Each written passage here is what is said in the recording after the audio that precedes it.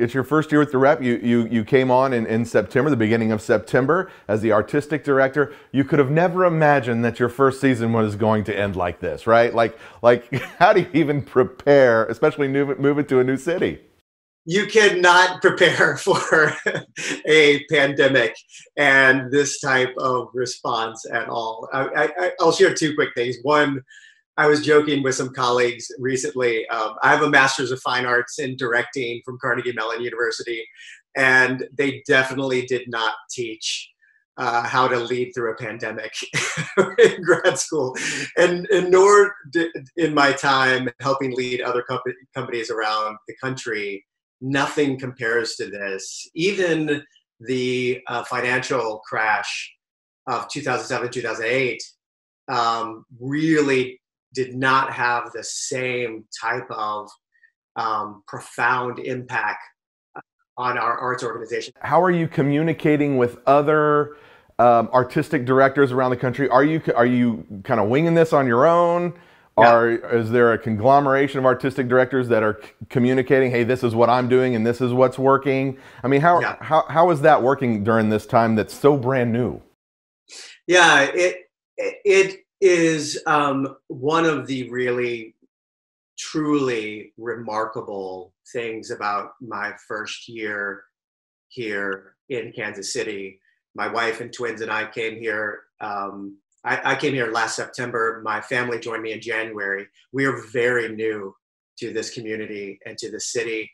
And one of the incredible things that I've experienced in Kansas City is the warmth and genuineness of the welcome.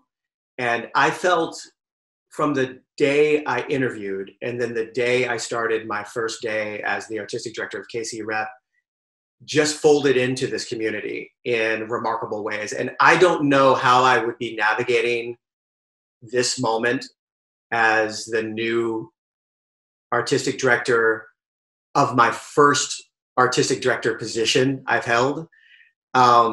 If I hadn't had the 6.5 months preceding the pandemic to get to know this community, to get to know our artists, to get to know our audience, to begin to be folded into the cultural community here. And that started in the second week that I was here. Julian, the Nelson Atkins, set up a brunch for me and Danny Beckley, who was new at the Symphony, in the second week that I was here, in order to introduce us to the cultural community. And so we, I've been relying on the other arts and culture leaders here in Kansas City, as well as around the country, to begin to work through and think about how we're all continuing to hold true to the mission of our arts organizations, continue to serve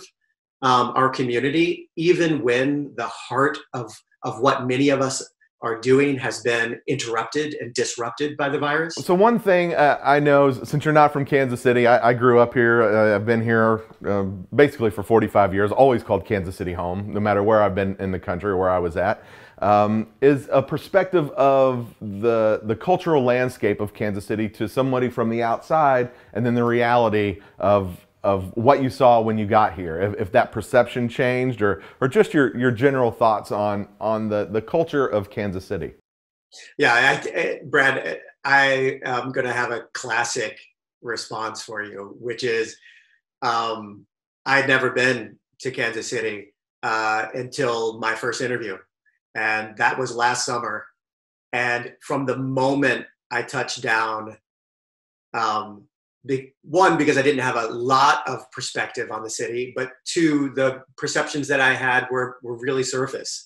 And the moment I touched down at the airport, the moment I went and talked to the woman that rented me the car, and she was so generous and interested and welcoming, and knew about Kansas City Repertory Theater, knew about a show that had been put on just the previous season at KC Rep.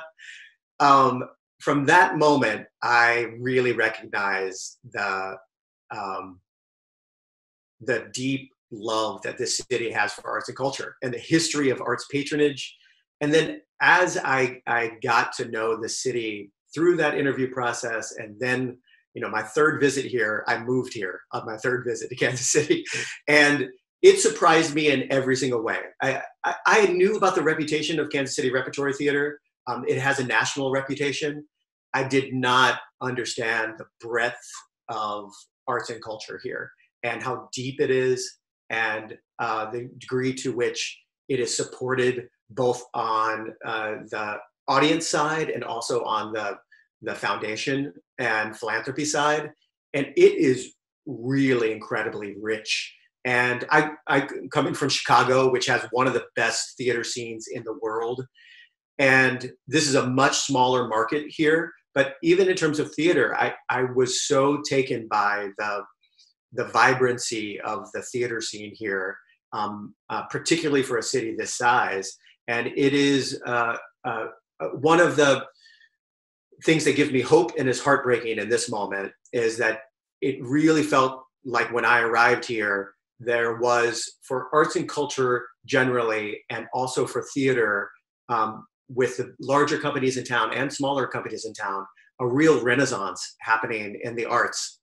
And this is one of the things that both gives me hope and also is nervous making and fills me with some fear, is that in the middle of that renaissance that I felt very much right in here, that we've had this disruption. And for performing arts, this is a profound disruption. This virus is insidious because it strikes at the heart of one of our fundamental human needs, which is to gather. And that just so happens to be at the heart of what theater is all about: coming together, connecting, sharing stories, communally going on a journey together.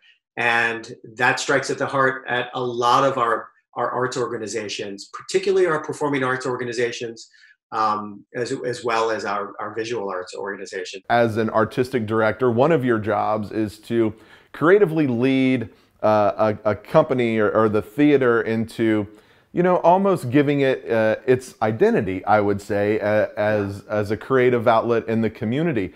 And so as you steer this ship into a direction, what is it that you would like to bring to Kansas City Repertory Theater that maybe has been lacking in the past, or maybe, you know, what's your your passion to bring to the theater as the artistic director? We've been serving our KC Rep faithful really beautifully for 50 years, more than 50 years.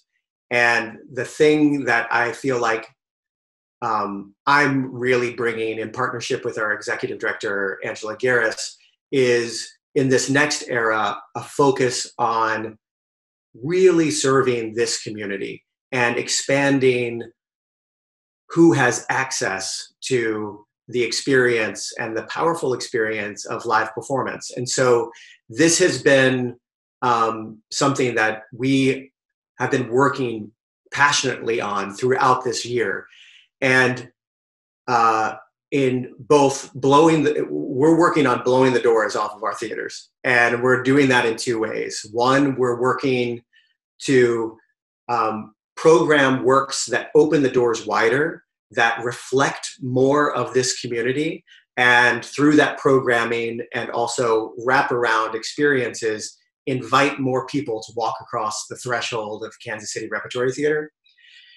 And simultaneously, we're going the other direction. We're programming and creating opportunities to bring more people in. And then also we are working on taking the artistry and power of live professional theater out into the community.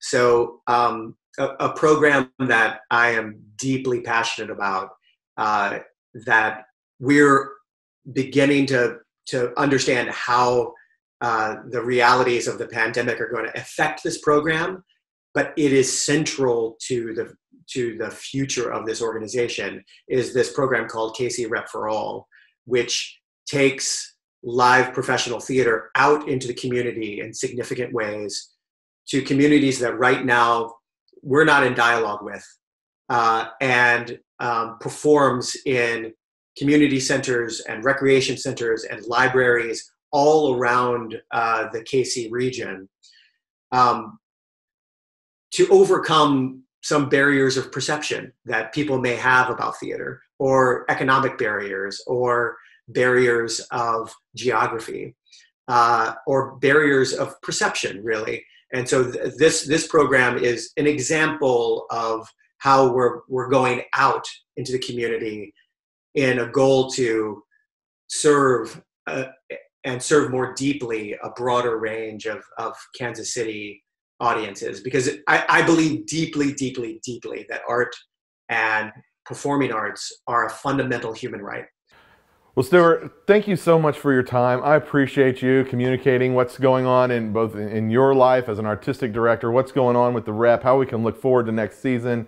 I welcome you to the community. It can't be stated enough after talking to you, even though this is the first time that we've spoken face to face, well, COVID face to face, I guess, Zoom face to face. The energy and thoughts that you are bringing into community that I love, and so we really appreciate that, and thank you so much for your time. Any parting words that I may not have covered that you'd like for people to know? So first of all, thank you. I want to say that, and then second, I think the final parting word that I have to share is, and I'm just going to get personal just for a second, which is. So my grandfather passed from complications of COVID-19 3 weeks ago. Was one of the early casualties of this virus, and he lived an amazing life. He was 91 years old, and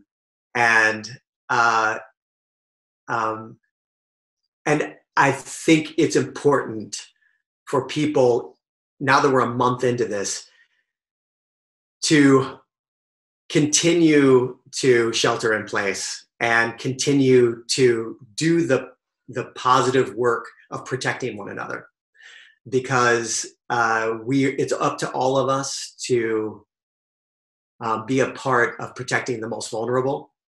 And as we're in this position where people are starting to be really hungry to be back out there, and people really want the economy to start moving forward in this moment, I think we all just need to continue to reflect on what we're doing in a positive way by sheltering in place, which is we're protecting the most vulnerable in our community.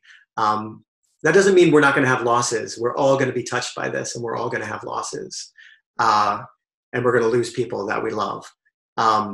But through this communal act of protecting one another by sheltering in place, we're able to have one less grandfather, one less brother, one less aunt be lost to this virus. And I think that's important for us to continue to hold on to the positive impact that we're having, even if it may be hard right now. To imagine another month of sheltering in place. It's for the greater good of all of us. So I just wanted to share that as a positive reflection on the hard choices that we're making right now. Wow, Stuart, I'm first sorry for your loss, and thank you so much for opening up and talking to us, from your heart and the passion that you have. We can certainly see. So we appreciate it, and thank you. We look forward to next season with the KC Rep and all the work you're going to be doing here in the community. Thanks, Brad.